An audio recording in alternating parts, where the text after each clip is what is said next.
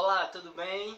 Meu nome é Lívio Silva, sou advogado pós-graduado em Direito Imobiliário e este é o canal Domínio Imobiliário. Sejam todos bem-vindos.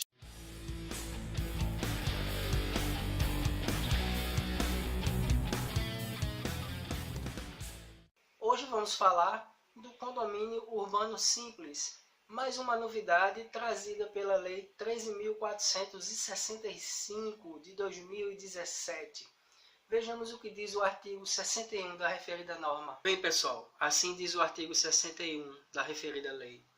Quando o mesmo imóvel contiver construções de casas ou cômodos, poderá ser instituído, inclusive para fins de reurb, condomínio urbano simples, respeitados os parâmetros urbanísticos locais, e serão discriminadas na matrícula a parte do terreno ocupada pelas edificações, as partes de utilização exclusiva e as áreas que constituem passagem para as vias públicas ou para as unidades entre si. O parágrafo único determina o seguinte: o condomínio urbano simples será regido por esta lei, aplicando-se no que couber o disposto na lei civil, tal como os artigos 1331 a 1358 da Lei 10.406 de 10 de janeiro de 2002, que é o Código Civil. Então, pessoal, em determinados imóveis, lembrando que imóvel é o solo e tudo aquilo que se incorpora a ele, o terreno é tão grande que dá para construir,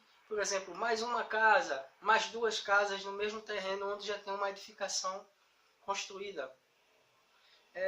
Existe também o caso quando as pessoas fazem já uma edificação que comporta várias moradias na mesma edificação, ou seja, várias unidades independentes na mesma edificação. Pois bem, já é possível instituir condomínio nessas situações, de acordo com a Lei 13.465. Percebam que, como fonte subsidiária, conforme o artigo que a gente viu, como fonte subsidiária, a lei elencou a parte do Código Civil que trata de condomínio edilício.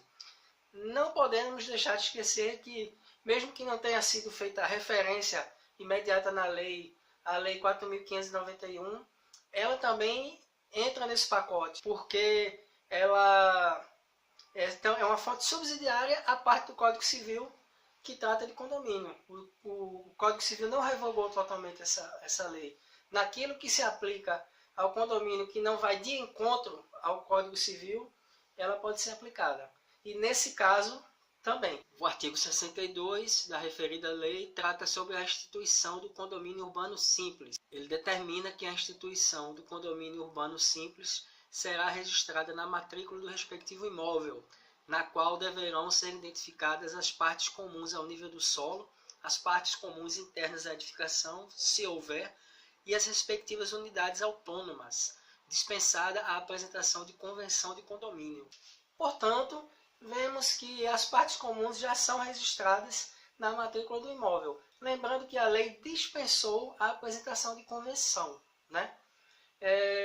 Contudo, vou apresentar aqui uma certa crítica a essa situação.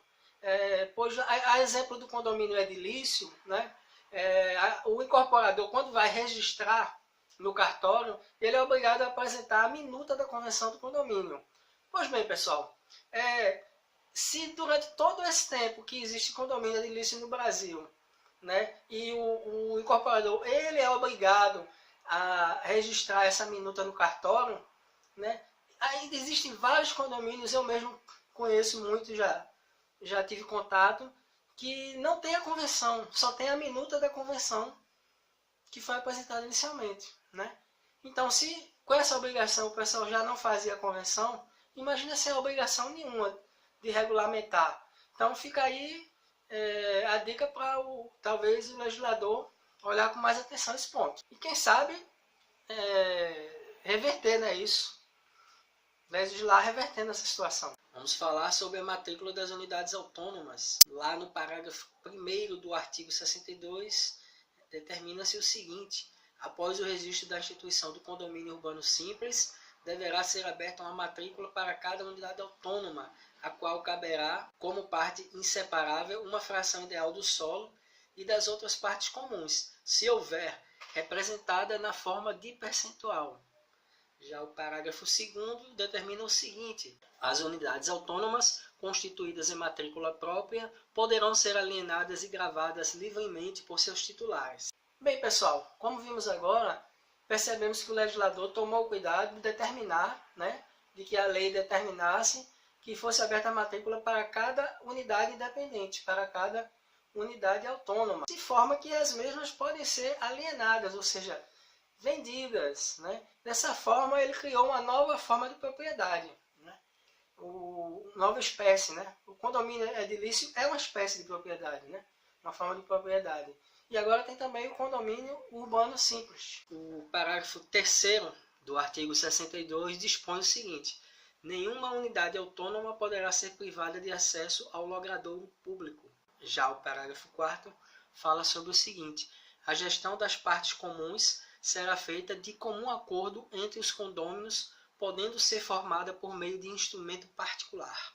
Bem, pessoal, após esse trecho que a gente viu, volta a destacar aquela crítica do legislador de não ter a obrigação de apresentar a convenção do condomínio na hora de instituir o condomínio urbano simples. Pois assim, como o próprio direito romano dizia, condomínio é a rainha de todas as rixas. Condomínio, todo mundo sabe que condomínio sempre dá problema. Difícil o condomínio não dar problema, é difícil a convivência diária entre vizinhos, entre condôminos, não gerar algum problema. Então, assim, se o legislador não coloca como obrigação apresentar a convenção, certo? Será que esse pessoal vai entrar em acordo, digamos que sejam 2 casas, é mais fácil, Um terreno que tem 2 casas e constitui um condomínio urbano simples. Um terreno que tem 3. Mas vamos dar como exemplo um terreno maior no qual a pessoa construiu uma edificação com várias unidades autônomas. Então, assim, vai dar problema. E se não é obrigatório apresentar no início, depois como é que o pessoal vai parar para sentar, para formular um texto? É complicado. Então, fica novamente essa crítica. O artigo 63 da referida lei trata sobre a dispensa de habites e certidões.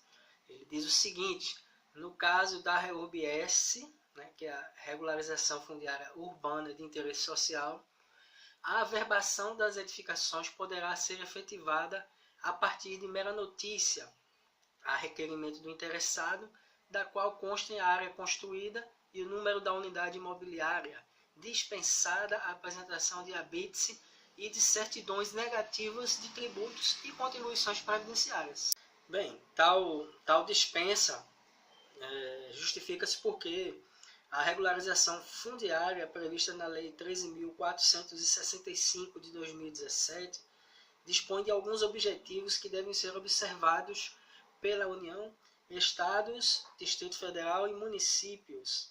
A exemplo de criar unidades imobiliárias compatíveis com o ordenamento territorial urbano e constituir sobre elas direitos reais em favor dos seus ocupantes.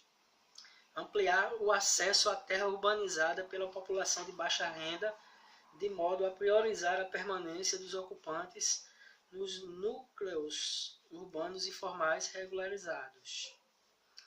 Garantir a efetivação da função social da propriedade. Está tudo. Esses objetivos, dentre mais outros objetivos, estão dispostos no artigo 10 da referida lei. Um exemplo da aplicação desses objetivos é a isenção de custos e emolumentos em alguns atos registrais relacionados à REURB-S. Ok? Então, muito obrigado pela atenção. Até o próximo vídeo. Bem, chegamos ao fim. Gostou do vídeo?